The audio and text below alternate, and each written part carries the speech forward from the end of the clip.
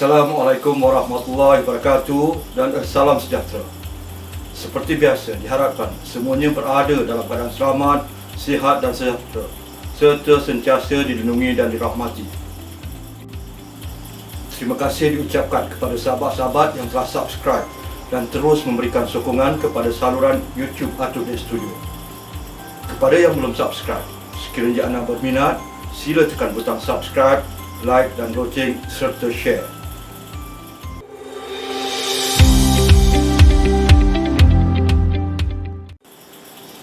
Objektif pembelajaran khusus siri ini ialah untuk menerangkan maklumat ringkas mengenai modul 2, fungsi asas pengurusan, menghuraikan takrifan pengurusan, menerangkan faedah pengurusan yang cekap dan berkesan, dan menghuraikan hubung kait personal penyelidikan dengan fungsi asas pengurusan.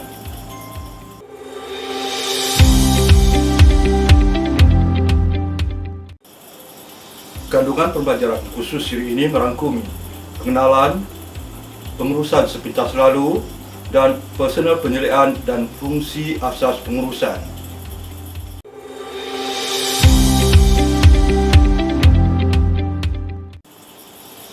Modul 2, fungsi asas pengurusan, diterbitkan dalam 5 siri. Siri-siri tersebut ialah siri pertama, pengenalan; siri kedua, merancang; siri ketiga, mengatur; siri keempat, mengarah dan memimpin; dan siri kelima, mengawal. Objektif utama pembelajaran khusus untuk modul 2 ialah untuk menghuraikan fungsi asas pengurusan untuk personal penyelidikan.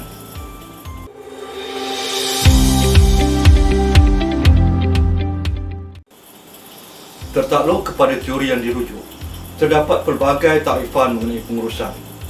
Harold Kons, seorang pakar pengurusan, mentakrifkan pengurusan sebagai seni melakukan dan menyiapkan sesuatu melalui sekumpulan orang yang diatur secara formal.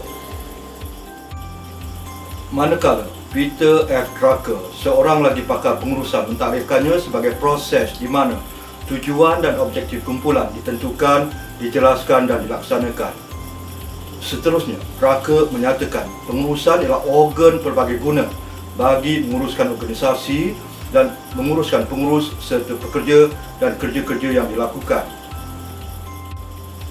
Secara ringkasnya, pengurusan melibatkan tindakan menggembeling tenaga kerja tertentu bagi mencapai tujuan dan objektif yang ditetapkan dengan menggunakan sumber-sumber yang ada secara cekap dan berkesan. Ia merupakan salah satu keperluan asas bagi sesebuah organisasi. Tanpanya, organisasi tidak boleh berfungsi atau beroperasi dengan sendiri. Setiap organisasi memerlukan rangsangan berulang-ulang untuk berfungsi atau beroperasi dengan cekap dan berkesan. Rangsangan tersebut hanya boleh diperolehi melalui pengurusan yang sistematik dan dinamik. Melaluinya, tenaga kerja menjadi lebih produktif dan sumber digunakan secara optimal bagi menghasilkan produk atau hasil kerja yang lebih baik.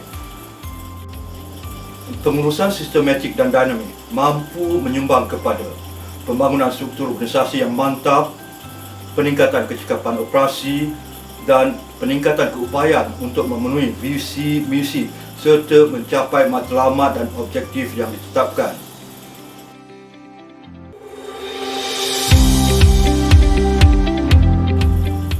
Bagi menguruskan sumber atau komponen sistem pengurusan tempat kerja di bawah kawalan mereka, personal penyelidikan perlu memahami, menerapkan dan mengamalkan pengurusan yang sistematik dan dinamik.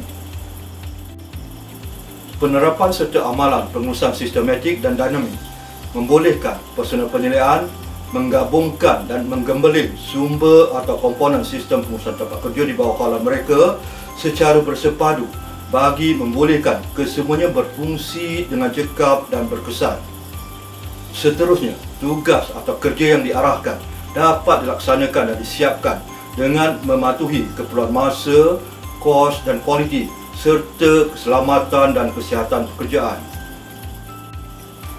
Sekali lagi, tertakluk kepada teori yang dirujuk, terdapat pelbagai fungsi pengurusan yang perlu diterapkan dan diguna pakai di tempat kerja.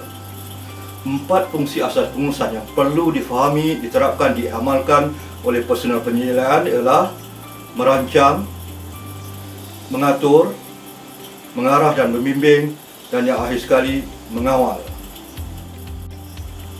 Merancang merujuk kepada membuat keputusan mengenai apa, mengapa, bila, di mana, bila dan bagaimana sesuatu perlu dilakukan terlebih dahulu sebelum memulakan atau melakukannya.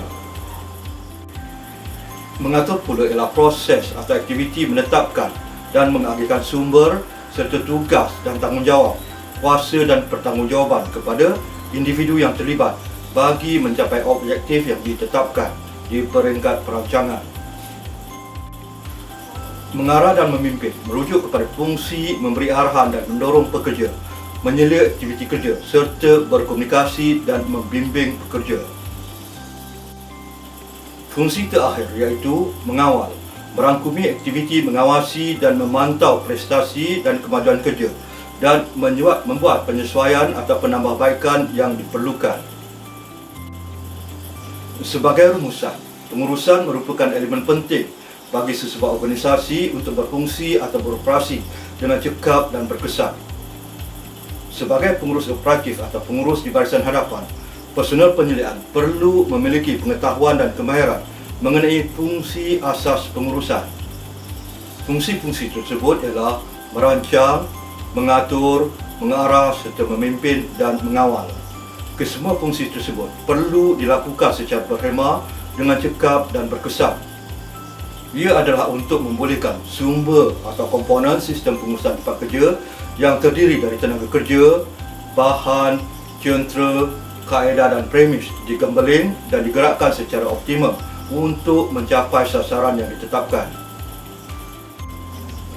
Siri berikutnya akan membincangkan dan menguraikan teknik dan aspek yang perlu diambil kira dan dipertimbangkan oleh personal penilaian bagi melaksanakan fungsi merancang secara sistematik, cekap dan berkesan. Sehingga berjumpa lagi, terima kasih. Wassalamualaikum warahmatullahi wabarakatuh dan salam sejahtera.